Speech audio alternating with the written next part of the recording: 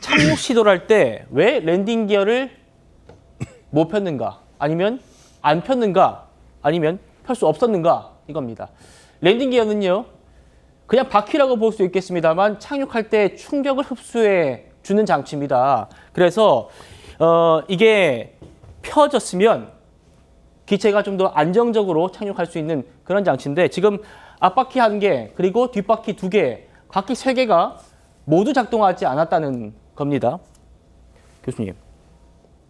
가장 지금 이 랜딩 기어 가지고 국민들이 많은 질문을 하는 게 이 랜딩 기어가 수동으로도 할 수 있는데 왜 기장은 수동으로 할 생각을 못 했을까? 아니면은 안 했을까? 이런 부분이거든요. 수동 기어 이 부분은 쉽게 펼칠 수 있는 겁니까? 어떻습니까?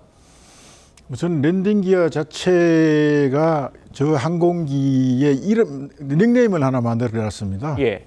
저 항공기가 많이 팔리게 된 이유이기도 하지만은 지금은 병폐로 작용을 하는데 항공기 랜딩 기어가 상당히 짧습니다. 짧아서 저 항공기의 별명이 쇼다리입니다. 그런데 그게 그렇게 된 이유가 그 당시 항공업계의 상황이 벽오지나 다른 섬이라든가 이런 데에 취역하는 항공기가 많이 필요로 해졌었습니다. 그래서 거기에 취역하기 위해서는 항공기에 타고 내리기도 쉬워야 하고 착륙하기에도 좀 용이해야 되고 그렇게 해서 항공기를 낮게 만들려다 보니까 저렇게 됐습니다. 그런데 그것을 나중에 항공기를 좀 더 크게 만들고 성능이 좋게 만들다 보니까 엔진이 큰 게 필요해지다 보니까 엔진을 달 자리가 마땅찮아졌습니다. 엔진하고 땅하고의 간격이 너무 가까워졌습니다. 그런데도 엔진의 나셀이라고 얘기하는 엔진 껍데기 아랫부분을 이렇게 잘라내는 쭈그러진 형태로 만들면서도 랜딩 기어는 바꾸지 않았습니다. 네. 그래서 그 랜딩 기어가 여러 가지 문제점을 나타낼 수가 있는 가능성이 있으니까 저 항공기에서는 랜딩 기어의 덮개를 떼버리고 랜딩 기어를 올렸을 때 바깥에서 랜딩 기어가 보이게끔 배치를 했습니다. 네. 그것이 여러 가지의 문제점들을 야기시켜 가지고 많은 개조와 많은 발전책을 도모하게 됐었습니다. 그런 정도로 저 보잉 회사의 지금 명운이 까딱까딱하고 있는데 거기에 절대적으로 기여한 사고 요인 중에 하나입니다. 급상승을 막아주는 장치하고 예. 기체의 부분이 분해되거나 비상도화 같은 게 떨어져 나가버리거나 하는 거하고 랜딩 기어의 문제점이 저 항공기의 결함으로 3대 결함 중에 하나입니다.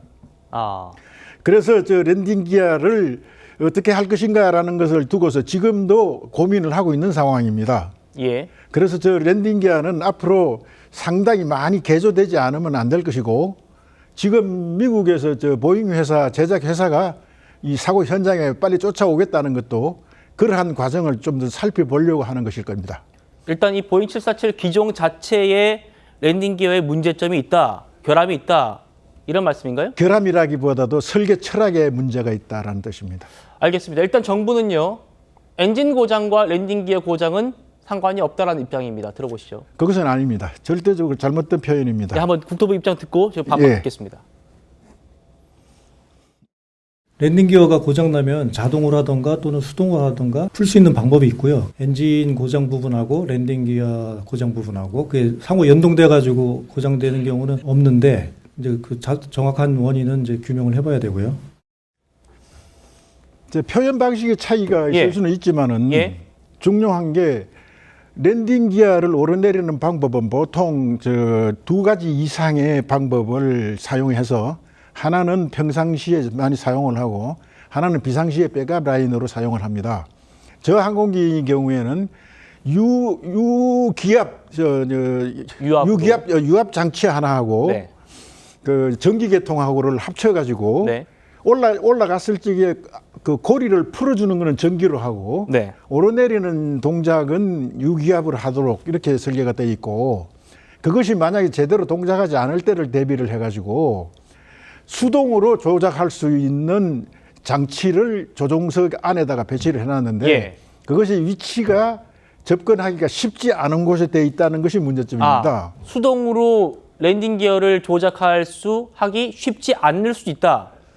의자를 좀 밀어내고 의자 밑에 뚜껑을 열고 뭐 이렇게 해야 되는 절차가 있긴 있습니다. 예. 그래서 그것이 지금 문제가 될 수 있기는 합니다.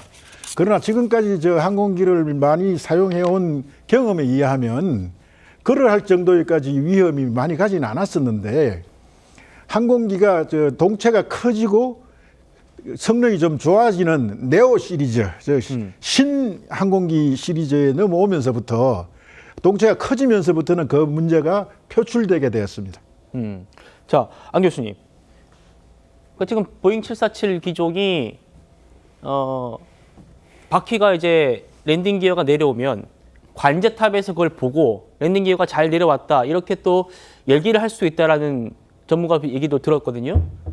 그러면 조종사가 랜딩 기어가 안 내려왔다는 거를 몰랐을 가능성은 어떻습니까? 조종사가 랜딩 기어가 제대로 작동이 안 내려가지 됐다는 않았다라는 것을 모를 수는 없습니다. 그렇습니까? 조종석 안에 랜딩 기어에 대한 지시등이 있습니다. 그래서 그게 내려만 갔냐 아니면 내려서 라크라는 식으로 고착이 안정되게 제대로 됐냐라는 돼 있느냐? 상태를 다 알 수가 있습니다. 그것은 뭐 색상으로 뭐 엠버라이트, 뭐 그린라이트, 뭐 이런 식으로 해서 조종석 내에서는 그 상태는 충분히 알 수 있습니다. 예. 한마디만 첨언을 하죠. 교통부에서 발표한 내용 중에 랜딩 기어 작동하고 항공기 상태, 엔진하고는 상관이 없다라고 말씀하면 표현 방식이 좀 차이가 있었을 겁니다. 그거는 이런 뜻으로 해석을 해야 합니다. 오른쪽 엔진이 고장이 나게 되면 오른쪽 엔진에 액세서리 섹션이 있습니다. 그게는 발전기하고 유기압을 동작시켜주는 유압 펌프가 있습니다. 그것이 엔진 고장과 동시에 부분적으로 기능을 상실하든지 아니면 완전히 파손되거나 완전히 기능을 상실했을 경우가 있을 수 있습니다. 그것이 IOD, 즉 엔진 안에 있는 다른 부품이 떨어져 나가서 엔진의 기능을 파괴했을 때도 일어날 수가 있고 바깥에서 이물질이 들어가는 FOD 상황하에서도 일어날 수 있는 상황입니다. 예. 그래서 엔진의 상황하고 랜딩기하고 상황하고는 상관이 없다라고 얘기하는 것은 지나친 억측입니다.